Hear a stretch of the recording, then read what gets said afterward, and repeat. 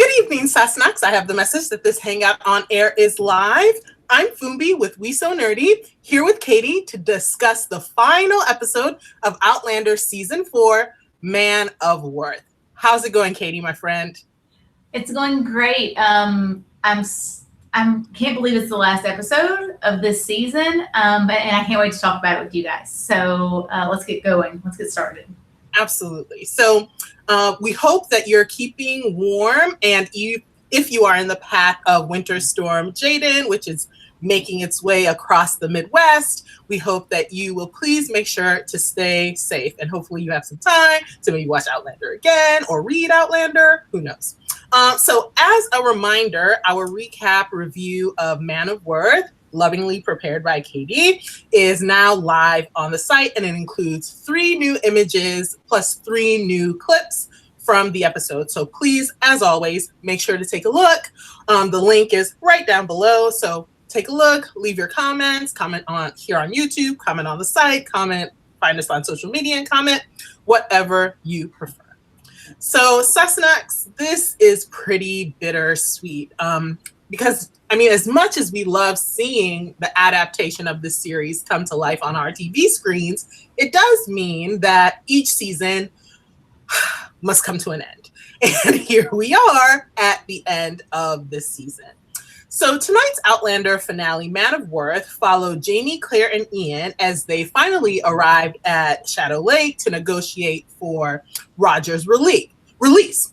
Perhaps it was expected that there would be a conflict, but not necessarily the conflict that we saw emerge. And that is due to the necklace that Claire was wearing, and that link, that connection that she had, that necklace gives her to a fellow time traveler. And in River Run, of course, Bree was preparing to have the baby while Murtagh and Jocasta were developing a little something of their own. So by the end of the episode, thanks to a sacrifice made by a Man of Worth, the Fraser Mackenzie family was mostly reunited again. So this episode was a whirlwind. And Katie, for the last time this season, please kick us off. What were the highlights for you? What were some of the things that jumped out to you? Let's dive in. Oh my goodness. Well, first of all, like we talked about it the last couple of episodes, how in the world are they going to get all of this story put into this last episode? Because there was so much left to tell. And the finale, Man of Worth, I think it didn't disappoint. There was so much story, and so much was going on that it almost felt like you were watching like 2 different episodes, because so much happened between Jamie and Ian and Claire and Roger and that whole storyline. And then back at River Run, everything was going on with Murtagh and Jocasta, yay, and Bree. So there was just so much going on. But if I had to pick one thing, and we're going to talk about it probably in depth, it was the scene with Ian and Jamie in the Mohawk camp at Shadow Lake towards the end. Yeah. That scene, I think I texted Fumbi the first time I watched it and told her that I had tears. And her immediate response was, Ian? And it's like, yes.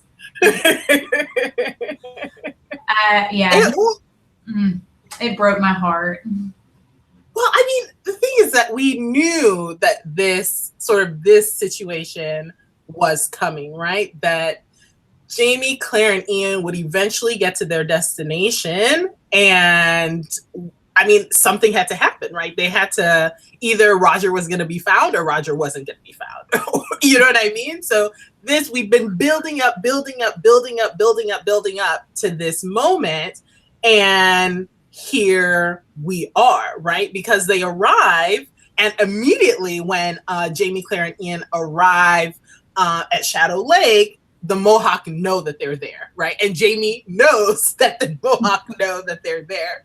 So at first, right, they try to do this thing where, oh, we're just here to trade. And that is going on for a little while until finally, well, not finally, it happens pretty quickly. Ian is like, we're looking for someone. Do you know where this person is? And like everyone starts whispering, and how comes that? Like everyone starts whispering, so they automatically know that they are there for Dogface. Yes, and gosh, it broke. Like that Ian can understand a little bit of Mohawk because I thought. Okay, first of all, I thought John Bell did a fantastic job this episode because the way he holds himself when he goes into that camp and he starts talking to them about, do you know this man? We're trying to find this man. Do you remember this? And he shows them his necklace. The growth that Ian has had over this season kind of culminated in this episode where he's holding himself and he's sure of himself, and the decisions he makes, he knows full well the consequences of them, but he's grown so much that it was so wonderful to see that play out. And he knows that they have Roger, and he knows that we can work this out. We can kind of trade something. Hopefully we can do this. But I loved seeing him take the lead. Yeah. Because Jamie and Claire defer to him because this is his area of expertise. He knows what to do here. Yeah, and I mean, he has the language, which, Jamie can speak a little bit, but I mean, Ian is the one who's clearly more knowledgeable, as you said, Katie, in this situation, and he uses that, right, because he eventually sort of the whispers, the crowd parts, and Kaharotan shows up, and Ian's like, "Do you remember me?" Right? We're looking for the man that I sold to you. He's important to the family, and we're here to trade for him. The chief comes and they're sort of lets him know that they're here for a Haukotsa, etc. And, in the process of sort of trying to trade and show them all the things that they brought, Claire reveals this necklace that she's wearing, and everyone like gasps and like takes a step back. Like, why? What is this? Which is a really, again, unexpected for them. But I mean, that necklace has a lot of history with this Mohawk community.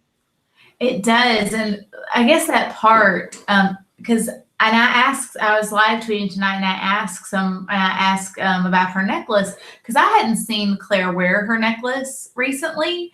And I guess maybe it was just me not paying attention and overlooking things. And so when she pulled her scarf off and I saw it, I was like, has she always been wearing that? This is something that just got on, but someone on Twitter said that she'd been wearing it when they left Fraser's Ridge and I just missed it. But Claire's so intuitive, and it made me kind of chuckle a little that she's like, we'll trade this stone for Roger. I'm like, do you see how they all reacted to that? They don't want that. Like, that is not something they want. They're backing away from you. Yeah. And like for someone who like Claire, who's just so, she just is, like I said, intuitive, and to like read that body language so opposite. Well, I just think they were like, I don't know if it's a lack of intuition. I do think that they were just like there's like laser focused on getting Roger back. Laser focused on getting Roger back. So literally whatever you want. If you want the necklace, take the necklace. Like take the scarf, take the necklace, take the blankets, take the tin, take the whiskey, take it all. You know what I mean? They're just so laser focused to the point where like when the chief tells them to leave and like Claire isn't budging. And like the Mohawk warrior is like standing in front of her and saying in Mohawk, go. And like Claire isn't budging, right? Because again, she's just so laser focused on getting Roger back, that it isn't until like Jamie sort of like shakes her out of it a little bit. Like he says something and he shakes her out of it that she's like, okay. And then they turn around to leave. And of course, we know that a group of Mohawk follow them back to where they're thinking they're going to camp that night. Yes. And again, Jamie notices that he's being watched before, anything else happens. But before they make it to camp, Jamie says, I'm going back for him. Like tonight, I'm going to go back into this camp. I'm going to save Roger. It'll be like Fort William, and I'll just go save him. And Claire's like, you've got to wait. Like this isn't, you don't know this place. You don't know how to get to him. You don't know who's there. Like we can't go rescue him. There's just no way. And Jamie says, I won't return to Bree with a lump of rock while Roger's still here. And he has made up his mind. Like, I'm going back for him. And I think Claire realizes that we're kind of at this impasse. Like, he's going to try, like, how do we navigate this? And then the Mohawk warriors and the chief's daughter show up. And that's the opening. That's this opportunity. Yeah. Let's work together. You want this. We want Roger. And then in all of that, we get this incredible background story of Otter, who is the time traveler that Claire has met previously. And I loved that story. Yeah, I did too. And like so I don't think I'm making this up, right? That the opening, sort of like the opening scene before we get into the episode of this white woman and her young children, I assume, who are playing cowboys and Indians, I think, and they're running around. And then a Native American man is sitting on the bench next to him and sort of like rolls his eyes. That's Ottertooth, right? He's got the stone on his necklace. That's Ottertooth. So I love, and then, in the episode, we get the story of how Ottertooth was a traveler, right? Who came back through the stones. And this stone, we assume, is the gem, right? That brought him through the stones. And he came to warn the Mohawk that, look, these white people are not your friend. So while we still have the advantage, we need to gather ourselves and get and kill these white people, essentially, is his story, right? And he like does a war dance, and many people side with him, and they are able to kill a significant or kill a number of white people, but the majority of the group believes that Ottertooth is just bringing trouble on them, and it will just cause retribution, cause these new white settlers to come attack them, so they banish him. But even banishing him doesn't work, because he still comes back and still tries to warn him, right? To the point where Wakatiosta says that he was like he became, the way she describes it, he became sort of obsessed and sort of manic, right? And then they decided that, look, they had to kill him. Like that was just it. That was the only option they had. They had to kill Ottertooth. And even as they like tracked him down and they found him and they were beating him, Ottertooth was still saying like, you don't understand, you have to do this. His words of warning, you will be forgotten. The nations of the Iroquois will be no more. No one will tell your stories. Everything you are will be lost, right? So he's warning them, and they beat him to death. But even that isn't enough, because they still hear his words. They hear his voice. So they chop off his head. And the chief, who was a young man then, goes and buries it. And all these years later, when Claire is caught up in that storm in The False Bride earlier this season, that is the skull that Claire finds. And she sees the fillings and recognizes that this person is not of their time. So fascinating. It was. And one of the things that really caught me about his story is I guess his passion to save his people. It was so evident, but he went back to try and help them to prevent this all from happening. But when these people have not yet experienced this violence that he's talking about, I think that they probably said, if you're talking about this violence and we're doing this violence first, maybe that's why the violence is being brought to us. Like, maybe if we just have peace, we can deal with this. And I can imagine him, going manic, being this fanatical, going, you all don't understand. You don't understand what's coming. Like, this is never going to stop. And it was so sad. Like, it was really just sad. And it just adds on to this pile of people who've gone back, and we don't know how many people have gone back for sure. We know Claire, we know Galus, we know Ottertooth has gone back, and all of them at some point have tried to change history and have been unsuccessful. And they cannot. Exactly. And they can't.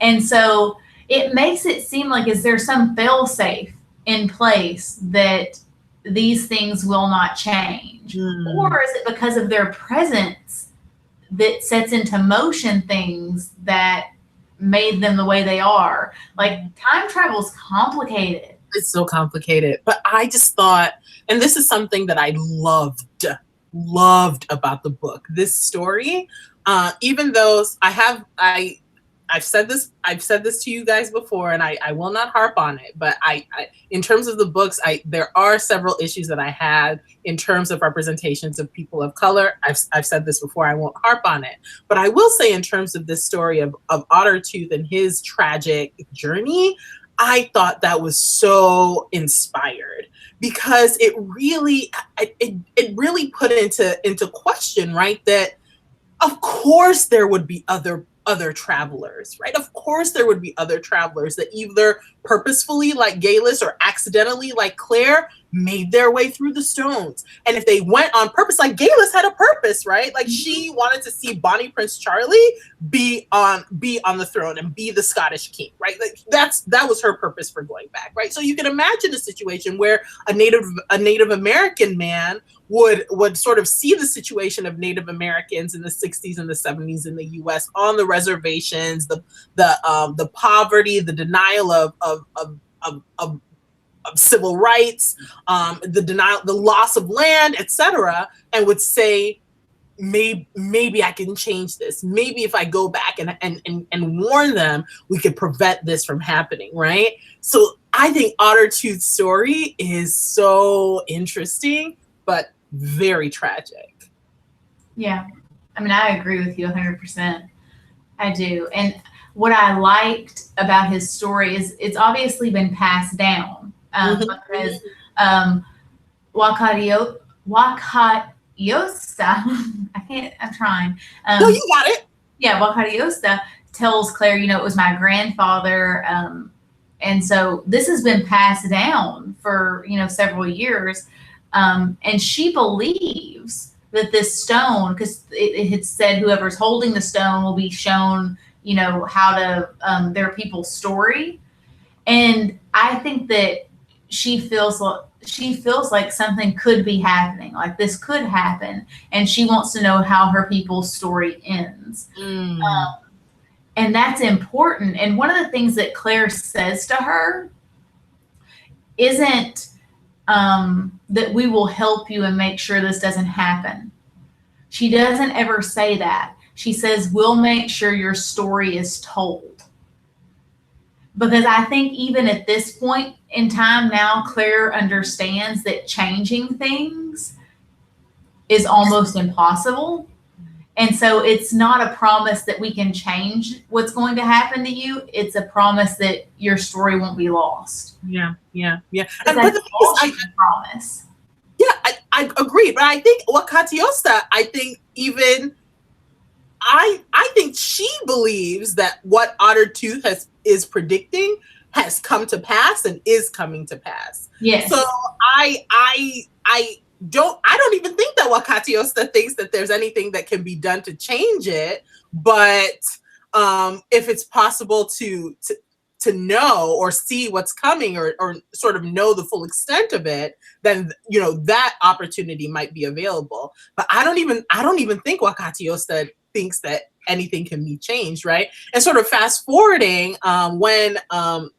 fast forwarding a little bit, sorry, when Wakatiosta is banished, you know, the chief says that, you know, the strife caused by Ottertooth has been with us for a long time, right? So that leads me to believe that even after Ottertooth was killed, that there were and are still some who sided with him and who believed his warnings and who did want to act. Yeah, I mean, and it makes it so sad to think, because whenever he banished Wakatiosta, I was like, that's his daughter. Yeah. Like that, it's so serious for him to have peace and for his tribe to have peace that he's even willing to banish his own daughter because she caused, you know, this break. Yes, where the Mohawk were fighting each other. And that, okay, so that seemed extreme to me. Although, I mean, in the book, this happened around Father Alexander's like being burnt at the stake. I believe that there was a fight that broke out. Guys, book readers, you'll have to correct me. I wish my memory of the book events was much clearer. So please help me. But it seemed to me that there was a fight that broke out after Joyehan and Father Alexander were killed. But I don't think it had anything to do with Claire and Jamie and Ian. I don't think so. Although there was someone killed and they did blame Roger for that. But it just seemed out of, I don't know, it seemed really unexpected that these Mohawk would turn on each other like this and start killing one another. That seemed OOC.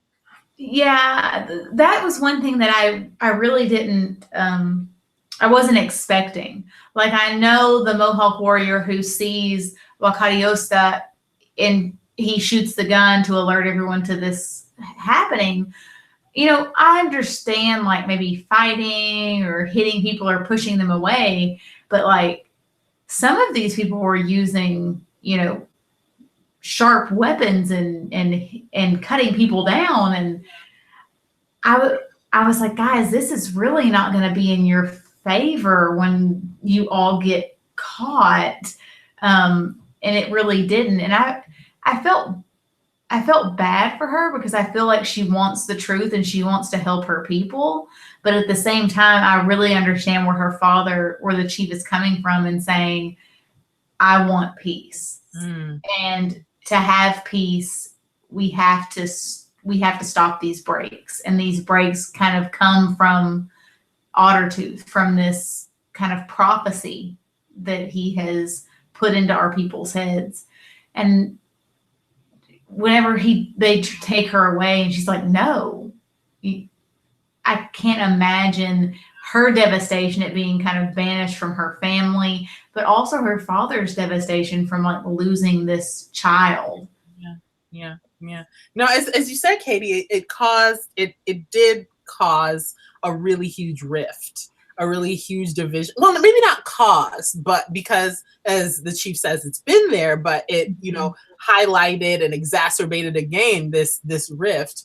But I do want to say this, right? That when they were in the village, and you know, when Claire went into the hut to get Roger, Claire and Jamie did, and you know, they exit the hut. Roger's funny. Roger's like, that's all you, it was just you two, Ian, and like a couple people, that's all you brought. And then Jamie is like, I mean, did you think the entire Mackenzie clan was gonna show up? What are you talking about?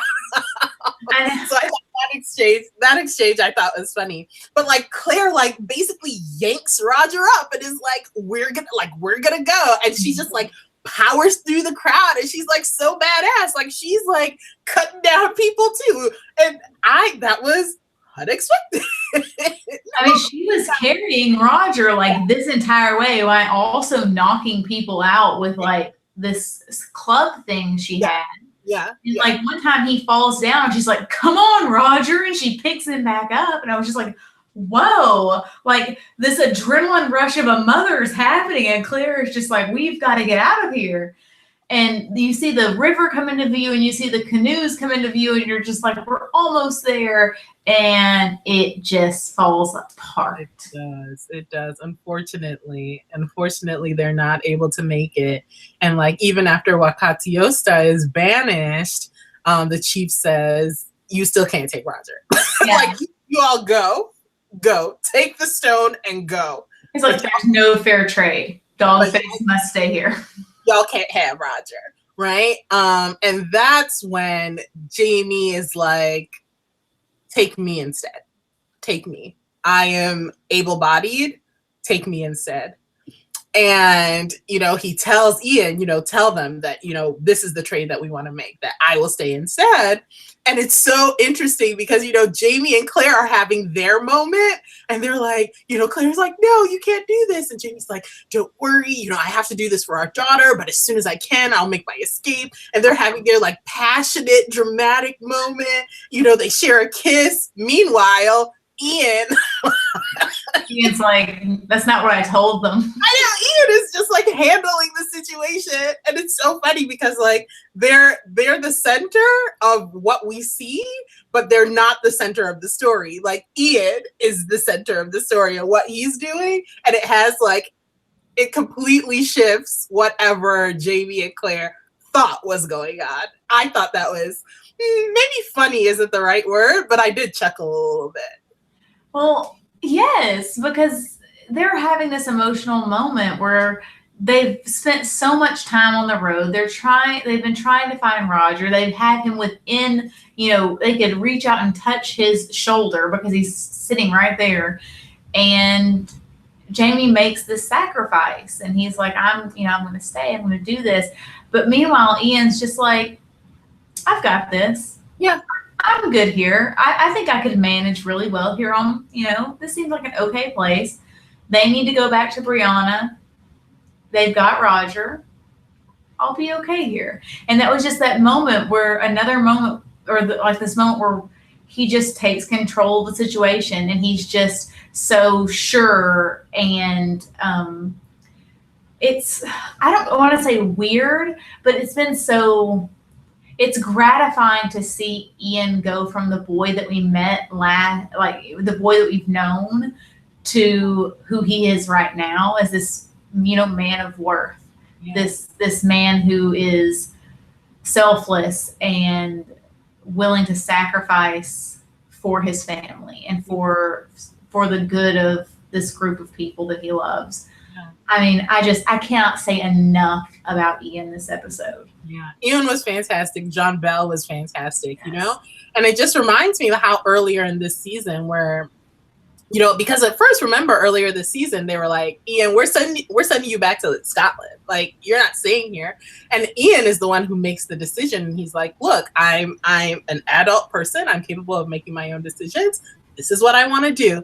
And Jamie acknowledges that, and he recognizes it, right? But it really is this episode where fully and completely, like, he is an autonomous human being capable of making decisions and bearing the consequences of those decisions. And we see that in the most epic way, right? He stands on his own 2 feet, literally and figuratively, right? So, like, even when Jamie is like, okay, but I'm still gonna come back and get you.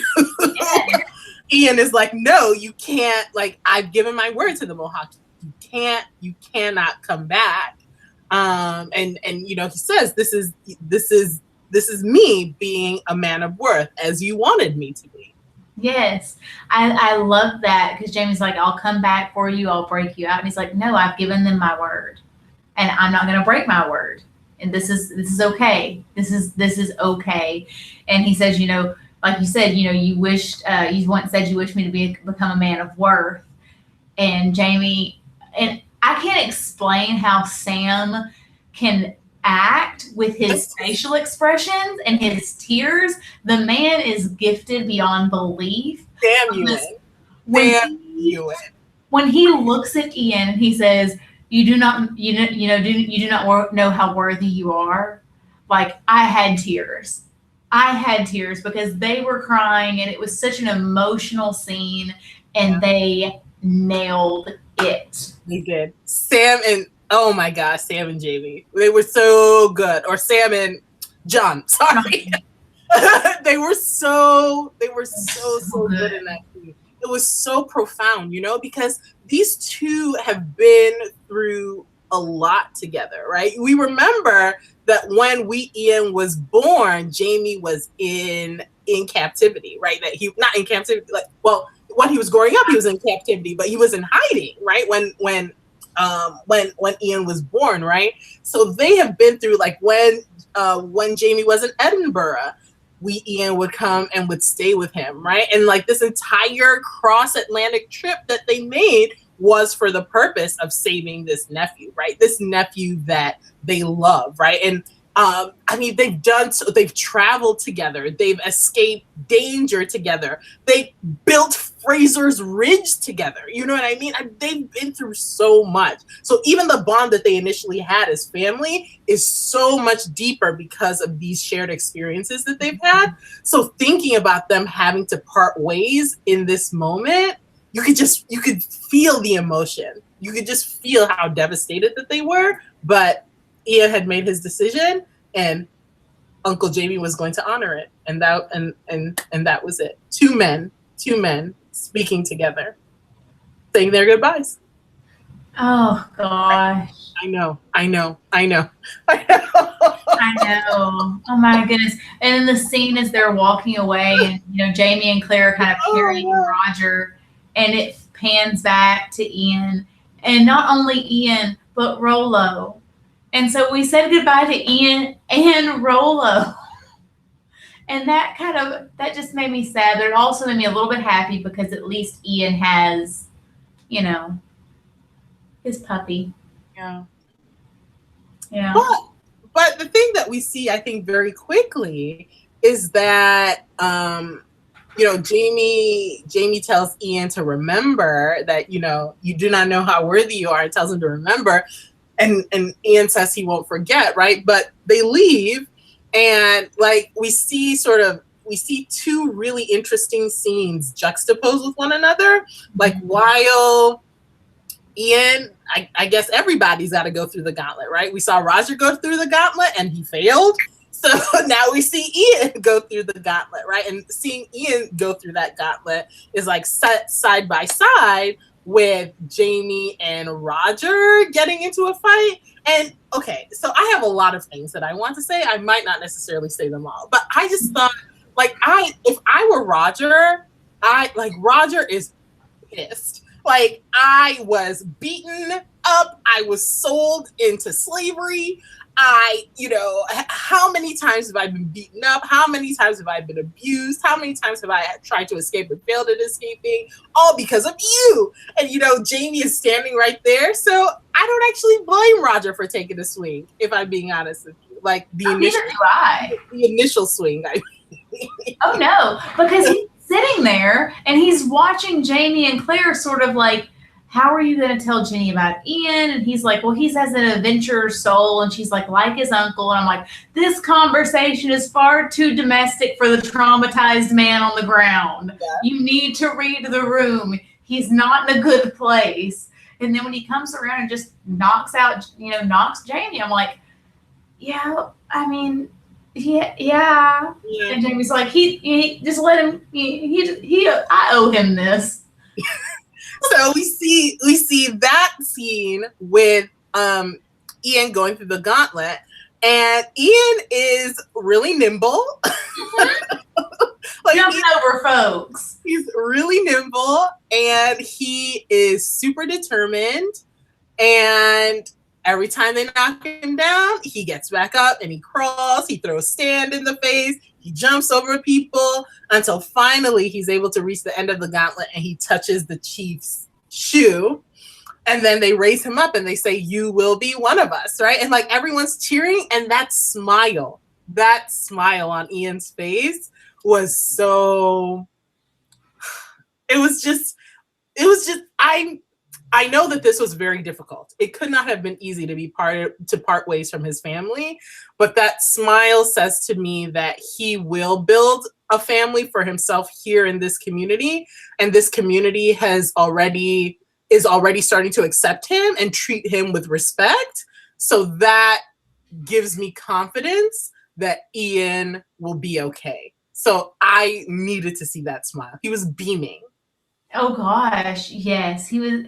It was like, I mean, everything that you said. Seriously, and that is what I think that we needed, and where we left Ian at. That it's a positive place. That yes, we did leave Ian there, but it's going to be okay, and that helps going forward for us because we see that and we acknowledge it. And so yeah, going forward, I'm going to be okay with him. And then on the other side of everything is, finally Roger and Jamie kind of tire themselves out.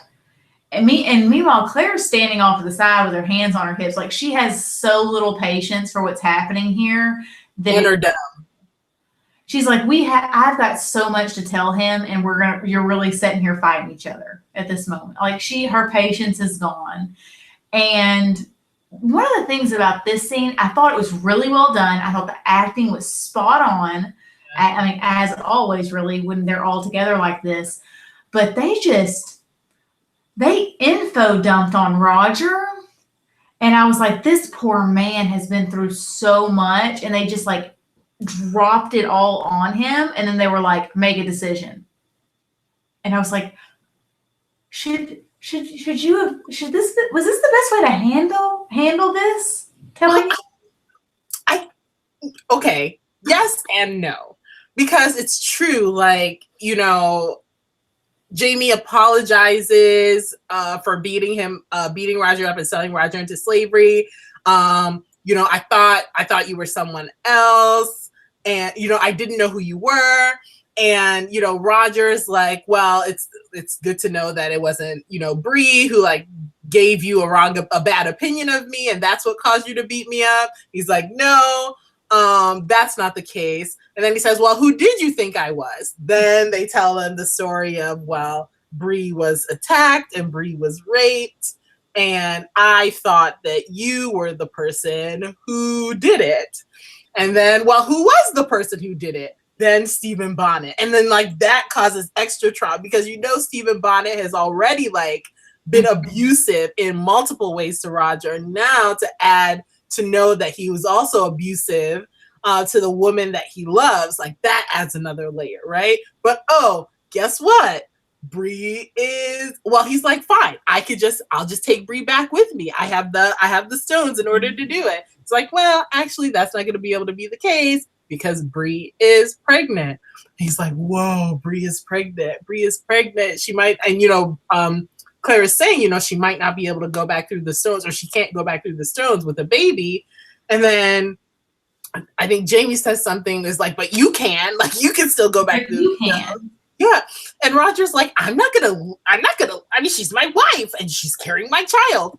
Final major dump. Actually, it might not be yours. It might not be your child. And the whole time all of this is going on, Jamie, and I know that Jamie wants to blame someone. Mm. He does. And he needles Roger with these after you left her. Mm-hmm. And he says, you left her, and he's like, I didn't I didn't leave because I argued with her. I left because she told me to. And I came back. Yeah, and I'm like, okay, that's the one time you've chosen to listen recently, but okay.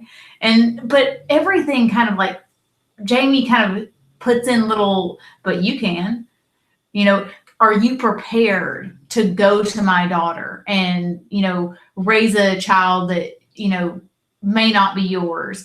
And like, he's just coming at him with such force. And Claire is like, we're trying to protect our daughter. And I'm just like, I just felt like Roger was not in an emotionally good place. to have been come at that strongly. Yeah. Well, I think the thing is that, like, I don't think Jamie and Claire are in an emotionally solid place either. Right? Like, Jamie just said goodbye to this nephew that he loves as a son. They've been away from their daughter. They know they're not going to be able to get back to their daughter before she gives birth. You know what I mean? They've been on this journey, like they've been trekking for 2 months, and they still have another 2 months to trek before they get home. You know what I mean? I don't think anyone's certainly Roger has been through it in a way that no one else has, but I don't think anyone is in an emotion, like in a good emotional space, you know? So when, you know, they say all this to Roger, and Claire is like, yeah, you can take time, but you better be sure. Mm-hmm. Was basically what Claire said. Yeah. And, you know, they part ways. Yeah, because, you know, he says, you know, this is all too much. And I can understand that. And, you know, that's whenever, you know, Jamie says what you said, you know, you cost me the lad I love, and my daughter doesn't need a coward. And Roger's kind of taken aback. And he said, Jamie says, I'd rather she hate me for the rest of her life than for you to break her heart again. So make up your mind. Yeah. And I mean, I understand not wanting Bree to go through that heartbreak. And I think that you're absolutely right about none of them being in a good emotional space in this moment, because like they've gone through so much that no one's doing well. And I guess before you said that, I hadn't really put myself looking at it from, you know, Jamie and Claire's, how long they've been gone, how much they've had to go through. But you're right. None of them are in a very good spot at all. I mean, certainly Roger is the one who has suffered a lot, seemingly for no reason whatsoever. And he's just repeatedly had the rug like pulled out from under him. So he's not, I absolutely understand why Roger needs to part ways and like be on his own for some time as like a free person. So yeah, that is with Jamie and Claire and Roger. That's sort of where we end things with them, with Claire and Jamie being successful in their attempt to free Roger, telling Roger everything as Bree instructed Claire to, and now giving Roger the time that he wants to take. And that's where we end it with them for now. And that's where they part their separate ways. But meanwhile, while all of this has been happening, you know, in Shadow Lake and on the trail, life at River Run has gone on. Mm-hmm. And it has gone on. We've seen Bree's pregnancy progress, but we've also seen Murtagh be a frequent visitor at River Run. And in his first evening back, he's, you know, eating with Jocasta, and she's very proud of herself. And he's like, you know, I'm here to check on Bree. Want to see it. And she's like, oh, she's fine. You know, she was doing a little bit better when Lord John was here, but he'll be back. And he's like, you know, why is he coming back? And she's, so he can plan the wedding. And Murtagh is not here for this. No, just like we said last week that he is not. She can't marry a red coat. And Jocasta's like, she can and she will. I didn't ask you. I didn't ask you for your thoughts. And he goes and says something horrible. He's like, I know how fond you are of marriage. And I was just like, oh, Murtagh, you did not say that. That was unnecessary. That was it. She just stood up and she was like, Ulysses will help you. I'm goodbye. Goodbye. As she could, because she's a proud woman. She doesn't need to sit here and take his lip. Oh no.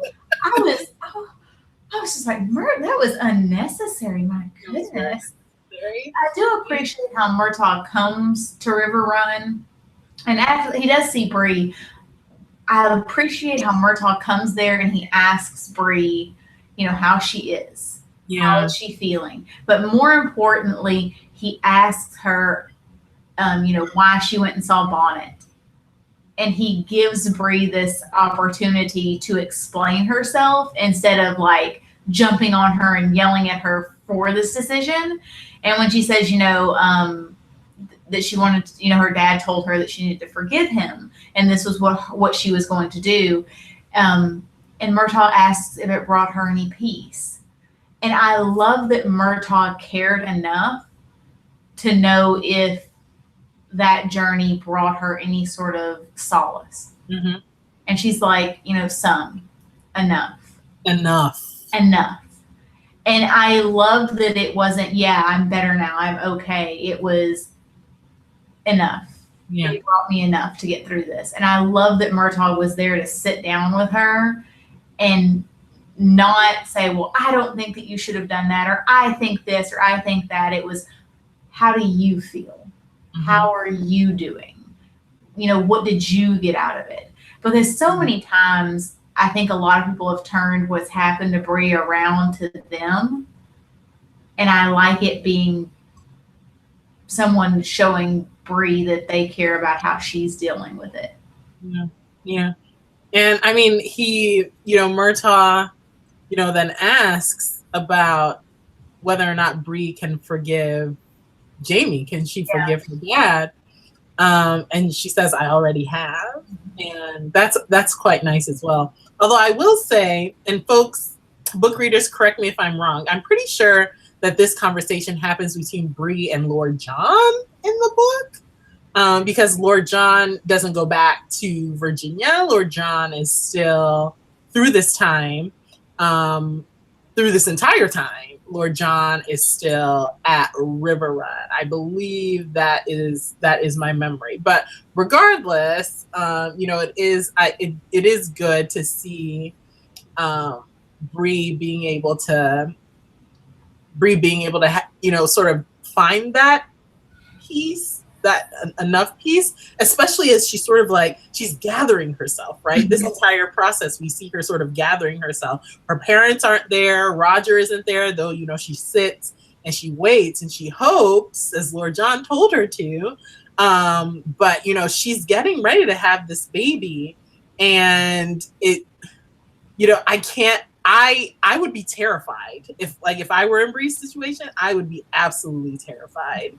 But the fact that there are some people that she can count on has to be a good thing, or at least provide some solace as she's trying to get herself ready to have this baby. I can't imagine. That would be that would be so scary. But I do like Murtagh being there for Bree, especially when Jamie is not. And I think that Murtagh kind of takes that upon himself in a way.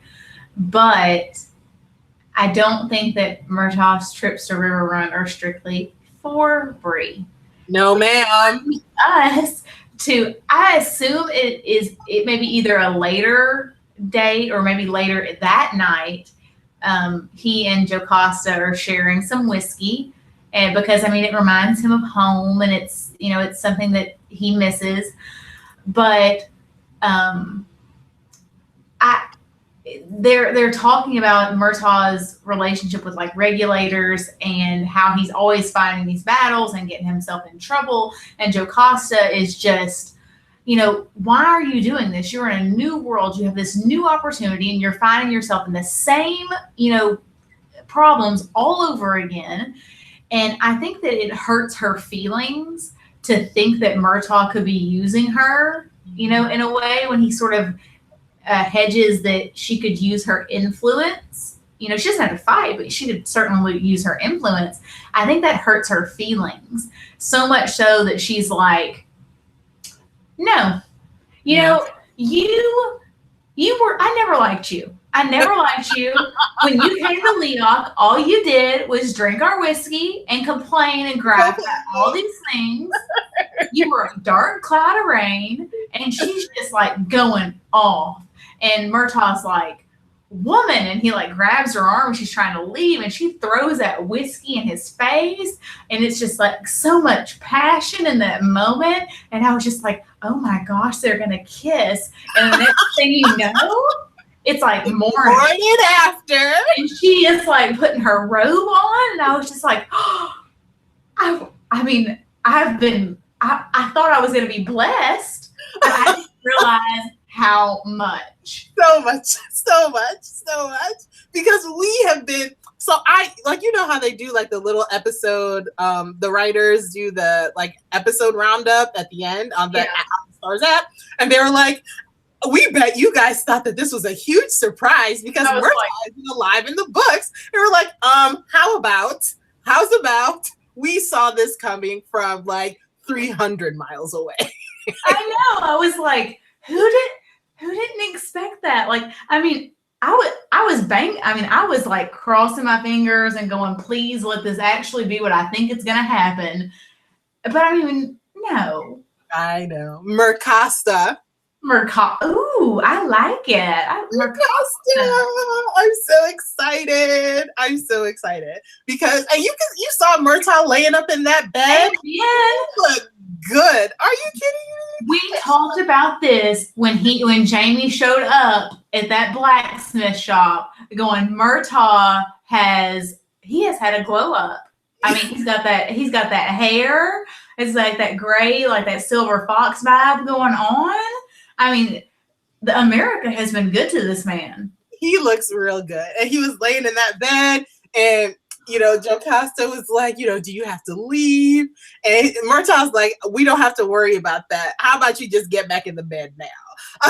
What about breakfast? How about you just get back in the bed now? This is the breakfast that we're about to have in this moment right now. And it was fantastic.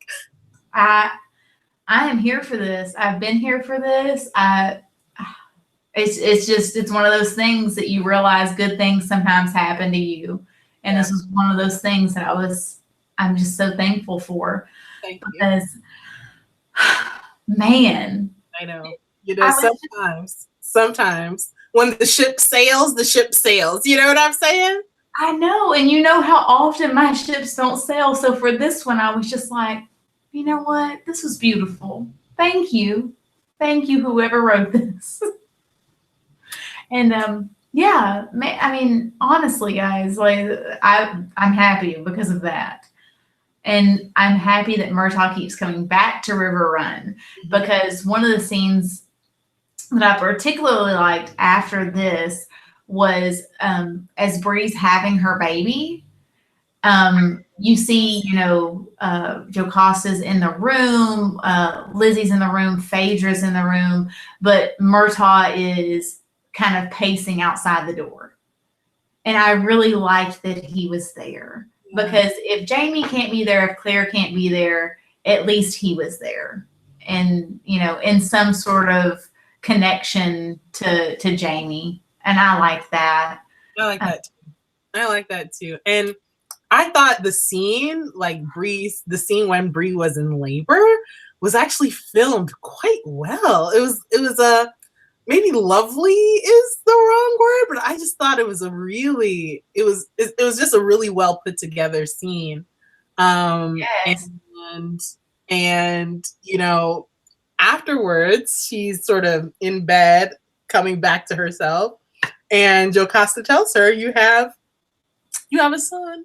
She did, and I love it. She says, I counted his fingers and his toes. And I mean, just that little, it was just such a sweet, this beautiful moment that even though Bree still doesn't have her parents with her at this moment, even though she's not sure about Roger and, what could come of that, she has this loving family that's surrounding her, and this little boy. And she, you can, whenever you're ready to see him, Phaedra can bring him to you. And she's like, I'm ready. and she brings in the baby, and he has reddish hair. Yeah. Yes, he does. Yes, he has reddish hair, which I was so happy about. I thought that I was like, thank God. And it reminded me of whenever the nurse asked Frank and Claire, like, where'd she get that red hair from? And Oh my God. At the end of, oh my God. I was like, life-ruining nurse comes back. I'm having like flashbacks to sitting in the auditorium at SDCC and getting to that last scene. Yes, oh my gosh. Why is this nurse ruining lives? The whole ballroom just gasped and it's like, yeah. Oh my gosh. I remember that. Yeah, that was because Bree is ready. Bree is ready. She has, to the best of her ability, she has made her peace with the situation that she finds herself in. She has this beautiful baby boy who she is in love with. And that was a nice scene. It is a departure from the books because, again, those who are more learned in the books than I can correct me, but in the books, it's my memory. If my memory is correct, Jamie and Claire do make it back to River Run in time, and it's in fact Jamie and Claire who help Bree deliver her baby. So that is. I guess I'm wondering why. They decided not to do that, because I feel like they haven't really been worried about timeline. They, meaning Team Outlander, doesn't seem to me they've been really worried about maintaining sort of the integrity of timelines this season so far. So if they did sort of flash forward and Claire and Jamie were already there, I don't think we would have, you get what I'm saying? Like, I don't think people would have batted their eyelashes too much, but I don't know. That's just my thought. It's like the Ravens. Sometimes they fly really fast in Game of Thrones. Sometimes it's like it takes like 3 weeks. It just depends. But I would have loved to have seen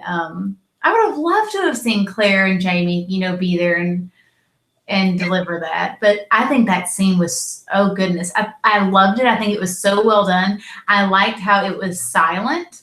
Because I think we get so many scenes, like birthing scenes, where women are, screaming, and I've been there. Like, I'm not saying that that's not true.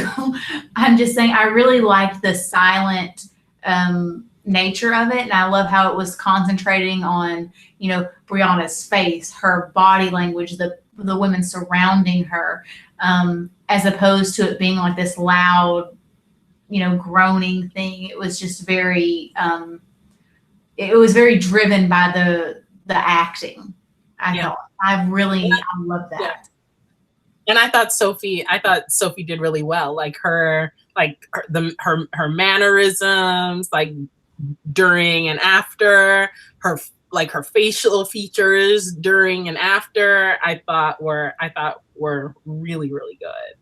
Oh yes, I really liked it. I mean, it's one of those sweet moments that we've not necessarily missed out on, because there have been really lovely moments throughout this season, but I think that was one of those sweet, kind of heartwarming moments that we got in the finale, was Bree holding her son for the first time and experiencing her worry about not being able to, maybe not necessarily connecting with him, because it could be Bonnet's child, but looking at him as this was her son, and this was hers, and she loved him, from the moment she held him, she loved him.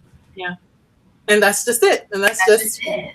And that's the end of it, right? And I think actually to the scene earlier in the episode where Phaedra is like checking the positioning of the baby, and like Bree is worried about her drawing, and Phaedra says, your drawing might not be perfect, but your baby will be perfect. I mean, this is the perfection that you are making right here.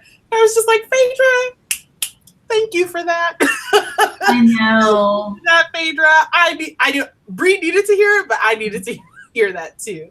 So that I thought that was a nice scene. But I will just say another thing, because not to be a downer, even though I'm being a downer, but again, we're making use of slave labor without acknowledging so. And I thought that scene was really interesting because, as I said, Phaedra reassures Bree, and Bree, I think in that moment, Bree like looks to Phaedra and perhaps tries to treat Phaedra as a friend, but before Phaedra leaves, two things stand out to me in that scene. The entire time, Phaedra is not calling Bree Bree. Phaedra is calling Bree Miss Bree. And secondly, before Phaedra leaves the room, she bows and then leaves, right? So again, Phaedra is not in this, Phaedra is not here of her own free will. She is a slave, right? So I thought that was just something that stood out to me. I don't know what to do. I mean, I don't know what we can do about it. I don't know. I don't actually even know what I expect Bree to do about it, but that's what I think.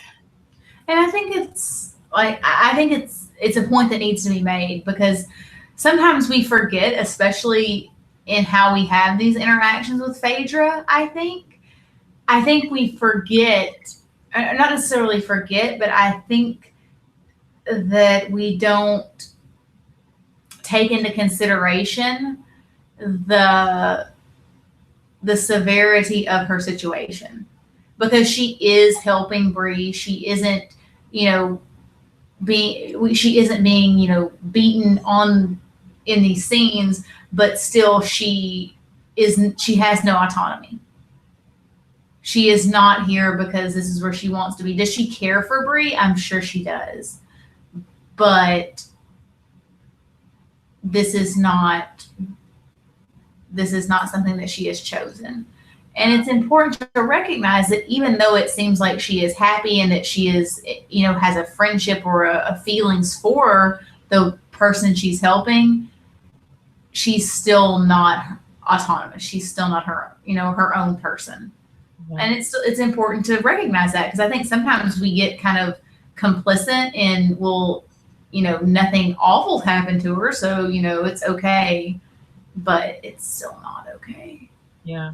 Yeah. And again, I didn't mean to be a downer, because I thought the scene was both scenes with, Phaedra checking the baby and the labor scene. And then afterwards, Phaedra bringing in the baby. So Bree could meet him for the first time. I thought all those scenes were lovely, but I just niggling right in my head was I could not let it go that she is not here of her own free will. Of her own free will. And we flash forward 2 months. 2 months. And we've got a little chunk baby. He's a little chunk. He's got a little, he's so precious.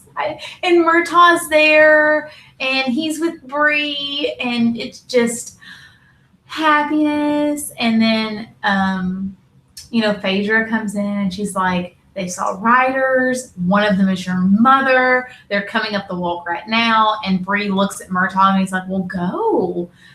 And the next moment, it's just heartbreak, because Bree steps out on the porch. She's holding her son, and the only two people she sees are her mother and her dad. Yeah. And watching Sophie's face go from this hopeful, just happiness, and just sort of crumbling a little bit at a time. Yeah. Oh gosh, it broke my heart. And she's sitting there holding her son, and you can see her hands kind of moving a little bit, like she's switching her grip. And it's just, it broke my heart. And Claire doesn't even know what to say. Well, I mean, the first thing they say is that he is alive. He's alive. So at least that worst case scenario is sort of quickly removed.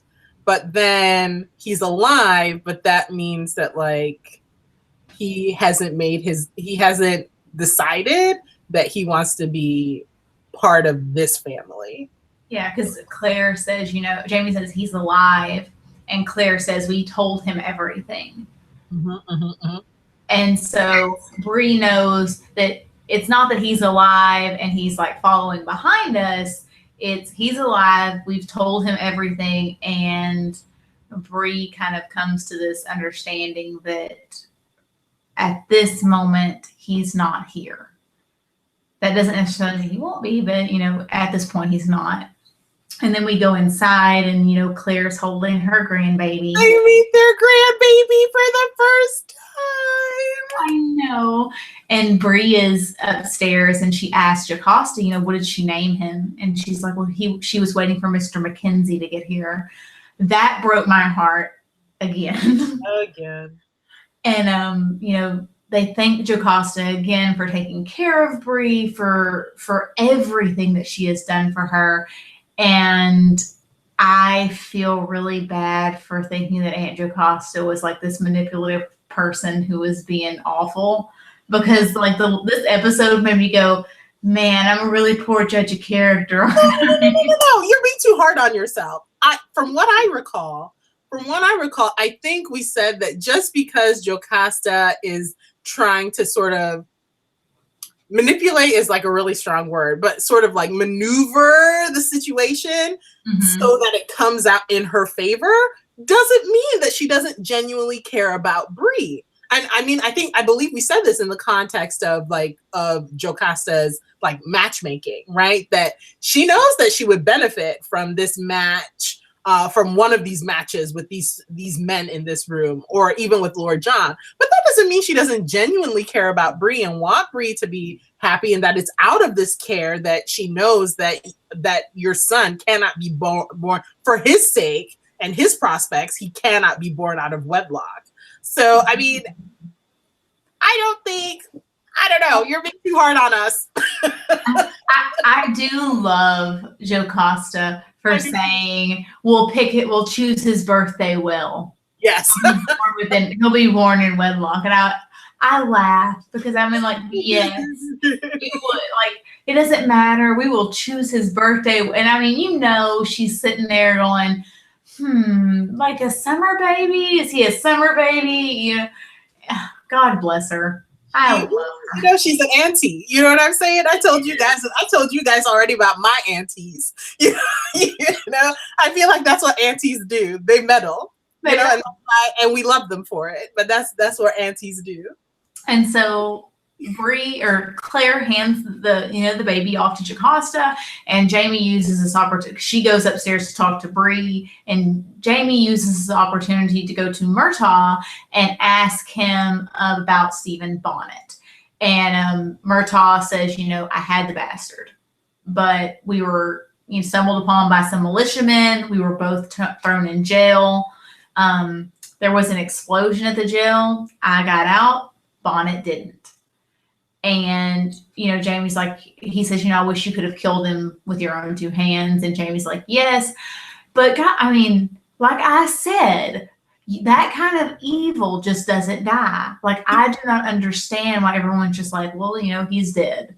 I think it's real interesting that they think Bonnet is dead. I think it's not trust that. And we'll end it, and we'll leave it at that. Like I said, that kind of evil just doesn't die. We'll leave it at that.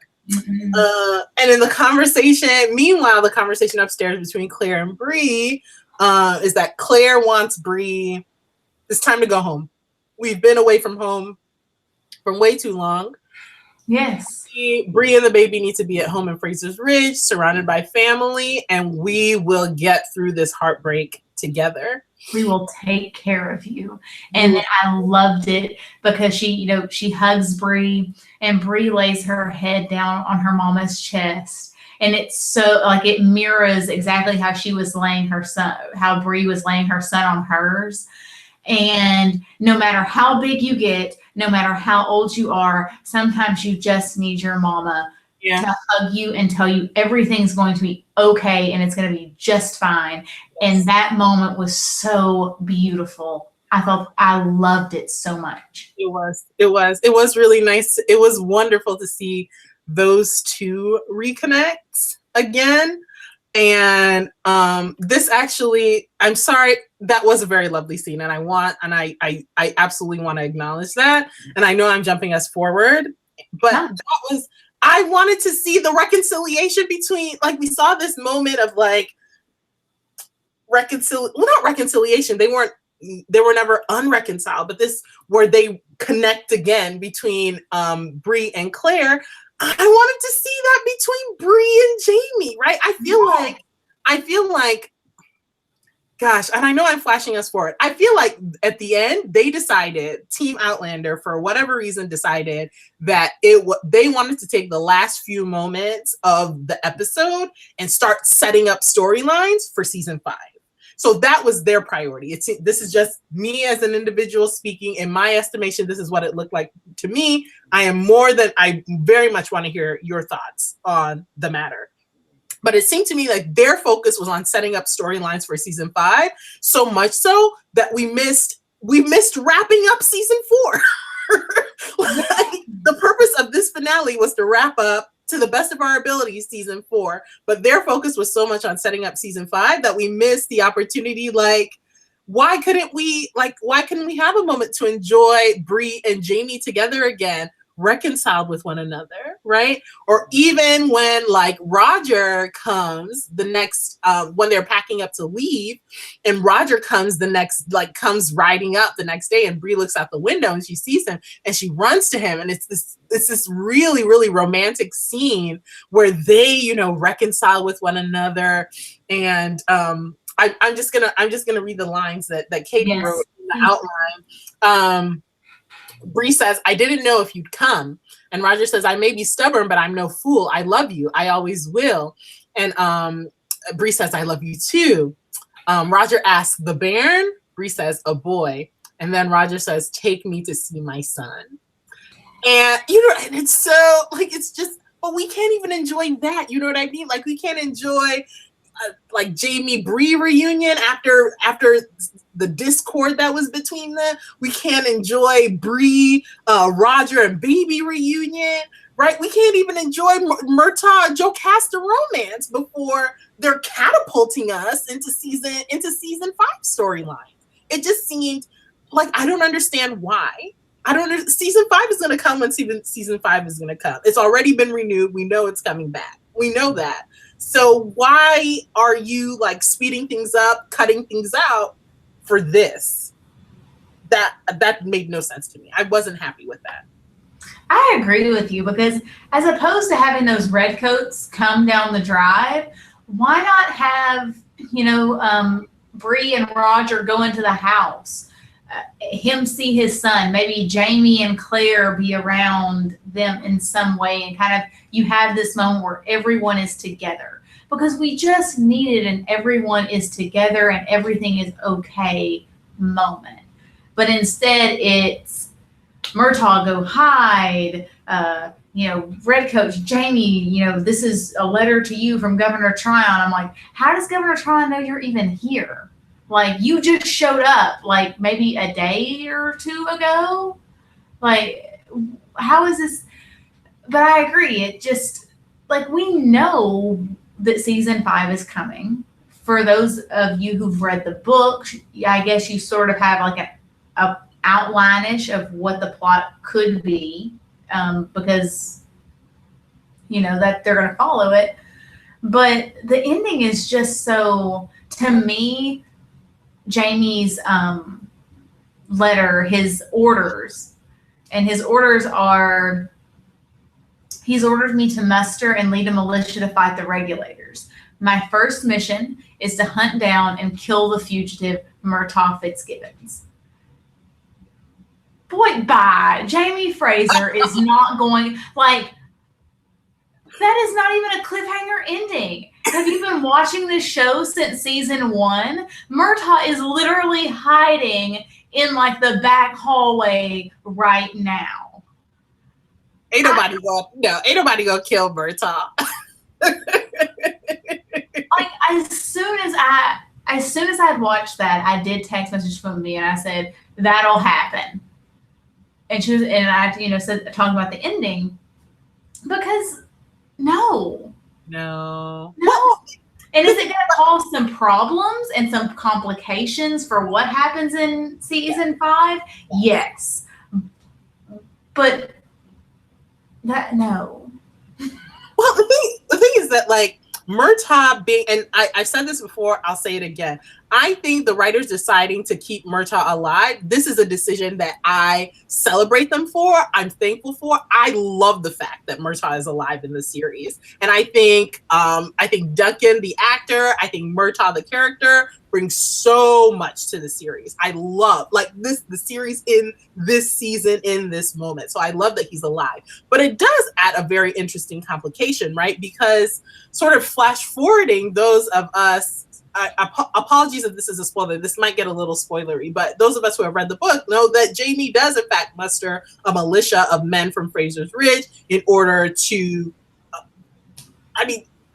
they say they're going to go after regulators, right? But like, it's not, they're a little bit more, I think Jaime's a little bit more detached from it because like his kinsman isn't the leader of the group like in the series, right? Like in the series, Murtagh, his kinsman, is the leader of the regulators, and the governor has ordered him to find and kill this man, right? So that is a dynamic that's going on in the series that doesn't happen in the books, and which will be really, really interesting to see. That, coupled with the fact that, y'all, when Jocasta said to Murtagh that he needs to go and hide in the slave quarters, and they had their moment, and you saw Jaime and Claire noticing Murtagh and Jocasta having their moment. Did anyone else pay attention to Jaime's face and Claire and Claire's face? They were like, what? You know what I mean? So that is also going to be interesting as well, because Murtagh has been saying to Jocasta, you can use your influence. Mm-hmm. Is this the situation in which we are going to see Auntie Jocasta use that influence? I mean, I am hopeful. We will see. We will see. Yeah, we'll see. But to me, I don't know. I know that it's going to cause problems and there's going to be issues, especially because Murtagh is in a role that he's not in the books, because Murtagh at this point in the books is dead. So he is, it's going to make things a little bit more difficult, but and that's, I don't know. What I do know is what I've already said before is that I think the ending, like, I didn't think the red coat situation, I didn't think that we needed to see that. I think what was much more important was to see the reconciliation, in this family. And that's what, I've said that's what I love about the books, right? Sort of despite the drama that they go through, Jaime and Claire are alive, Jaime and Claire are together, Jaime and Claire are in love, right? And the books always end with this moment, or with these moments of reconciliation, right? Like, you think about the ending of book 4, it ends with them at a gathering in North Carolina, right? The Fraser Mackenzie family are together at this gathering of Scots in the area. And, again, this is this moment to connect with one another as a family, but also connect with sort of broadly Scottish culture. And that's what I wanted to see at the end, at this finale, right? These Frasers who have gone through so much, who have been separated from one another, they're back together. Let us enjoy their reunion. Let us enjoy them being in love. Let us enjoy them being a family before we launch them on to the next sort of drama, devastating adventure thing, Mm-hmm. That's just how I felt. So in the novel, what you see is sort of like the gathering that we see in The False Bride, with the families and the people, the clans from those areas. Exactly. See, I would have loved to have seen that. That would have been lovely. Spoiler alert. This might be spoilery. And also, book readers, again, my memory of the books are fuzzy, so please correct me if I get things wrong. But in the books, after the baby is born at River Run, they go to Fraser's Ridge. So Roger comes to Fraser's Ridge and meets Bree, not River Run. And there, Roger says that, he swears an oath that he's going to be this baby boy's father. Jamie reaffirms them being handfast. They say that they're going to get married in front of a priest and make it official. But the thing is that Auntie Jocasta is already planning to marry another man, Duncan Inez, in the book. So that is the wedding that's getting ready to take place at the gathering, I believe, right? The gathering that they all go to. So there's so much that they cut out just of like reconciliation and family time. And it's like, I mean, that's what we're here for, is like this, I mean, the adventure, but also like family time stuff. So I wish we would have gotten it. Even if they could have just given us like a minute and a half of Jamie and Bree reconciling, I would stay quiet. I would take that and I would be happy and I would keep my mouth shut. But we couldn't even get that. See, as someone who hasn't read the books, I thought I really wanted the reconciliation because of all the things that have happened, this season with Jamie and Bree especially. But now hearing kind of this gathering, these really important moments that have been missed out on, I would have loved to have seen that. Like, I feel sad now because I'm like, that would have been really lovely. And I haven't even read that part of the book or knew that was part of the book, but just hearing you talk about it, I'm just like, I want that. Why wasn't that a part of it? Well, I mean, I think the thing is, and again, I don't want to be, I don't write television. So, and you have to think, right? Not you have to, I mean, we know that these books are massive books, right? So the job of taking these books, and like book 5 is the biggest book of them all, right? So the job of taking these books and putting them into 13 episodes, that's a big job, right? So obviously the adaptation, things have to be altered, things have to be cut. So I don't, and they, as a TV series, you have to think about the series as a whole, especially knowing that they already know that season 5 is happening, right? Mm-hmm. So they're trying to think, right? We have to assume we can't make this series for book readers. We have to make this series for everyone so that everyone can follow it, book readers and non-book readers alike, right? So if we're thinking about this series as a whole, we know season 5 is coming. We need to start setting, start sowing seeds for the storylines that are to come, right? So, I mean, I get it, but that decision came at a cost. And to me, that cost of that Fraser Mackenzie reconciliation, it wasn't worth it to me. And that's just my humble opinion. And I know others will disagree, and I think that's perfectly fine. Yeah, I agree with you, and you stated it very well. So I'm not going to try and be like, yeah. Because, I mean, you're right. I agree with you. And I think that's something that television tries to do, because you want to keep interest and you want to keep people wondering and guessing about what's to come and how these things and these problems are going to get to work themselves out. It's how you generate conversation, how you generate interest, and what's going to happen. And so I understand it too. It would have been nice to have seen Bree and Jamie have that at the end. Sure. And I mean, we don't know where season 5 will pick up. I mean, season 5 could literally pick up in this same moment with Jamie holding this letter from Tryon. Like, literally season 5 could pick up from that exact moment and keep us going forward and, keep us moving forward. I think that's absolutely possible. But we shall see, because unfortunately, friends, Droughtlander is here. It has arrived. We are here in Droughtlander. And I wonder if anyone has heard anything about plans for season 5. Actually, as I was reading through the comments that you guys so kindly left for us last week, one of our viewers, Kathy Smick, commented last week, commented that it was her understanding that they would start filming season 5 actually next month, February, and they would aim for a premiere for season 5 around April 2020, so about a year from now, which I think makes sense to me.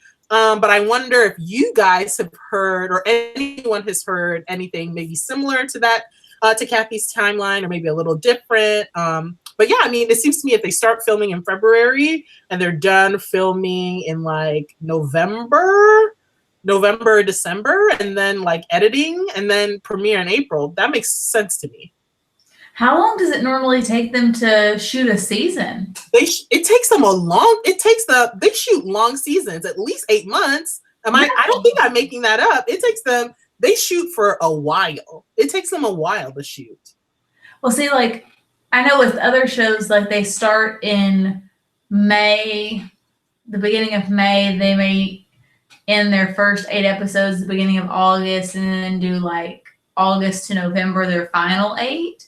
And they're airing the first 8 starting in October. And so I'm just kind of curious about their filming schedule now, because that's a huge undertaking. It's a long time. I guess you got to take into consideration the sets they have to build, the costumes they have to make. I mean, film all the way through, right? Like this season, there were no breaks. They aired all 13 episodes straight. Yes. You know? So it's a lot. It's a lot that they do. And I mean, for all the complaining that I do, I certainly appreciate the work that Team Outlander puts into this series. I mean, they work hard. Everyone from the writer's room to production to cast to various crew. I mean, they do phenomenal work. And I'm just glad to be here enjoying it on my TV screen. I know. I love it. I think it's fantastic. I think the whole team Outlander does such an incredible job. And I don't think we complain a whole lot. I think we have moments, but I think we enjoy it and we share our enjoyment. Sure. I want to be respectful. Even if I disagree, I always want to be respectful. Or at least that's what I strive for. I hope that is what I put out there, because that is what I'm striving for. Yes. But guys, Sasnax, thank you so much for joining us as we talked about season 4 of Outlander. Thank you for watching. Thank you for commenting. Thank you for sharing our channel with your Outlander circles. We are so grateful to you, and we are so thankful to be part of this passionate community. I just keep saying thank you, and I mean it from the bottom of my heart. It's been such a blast to be here with you guys every week, talking about this series and laughing with you guys and hearing about your theories and your thoughts. I'm thinking about those who are commenting in the chat right now, as well as those who comment afterwards, those who find us on social medias and tweet us or send us Facebook messages. Thank you so much. Yes. And like echoing all of what Femi said, we have so much fun doing these, and we have so much fun talking about this stuff. We have so much fun watching you in the comments talk to each other, especially seeing, names that we saw last season when we started out doing these video reviews, to see that you've stuck with us through them, and you've left comments, and you've just been so wonderful to us and supportive. And we appreciate you so much, and you've made this so wonderful, and we hope that you've enjoyed it, and we hope that you enjoyed this season of Outlander, and that you're looking forward to next season. We will be back. Yeah. So just a little plug.